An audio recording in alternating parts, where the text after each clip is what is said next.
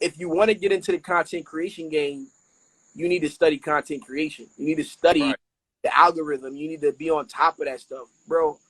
I'm just like, I might have put tags in some videos here and there, just some generic ones and stuff like that.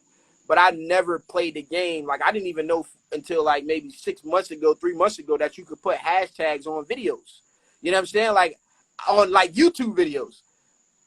You know, it wasn't my intent. And if you talk to Rich, you talk to Brando, you talk to anybody who has had success up to this point, they didn't get into it for influencer content creation. It just happened to grow. We all, you know, send from a T-shirt chick, or everybody that with Reyes, everybody who got into it was here to show the journey and to inspire people and to help people get based on what they know. You know, the truth is you only have to be one step ahead to teach. You only have to be one chapter ahead of people to teach, right? And I think that is why you have this influx of content creation, because I can go learn something new today and make a video tomorrow showing you how to do it, you know? Right.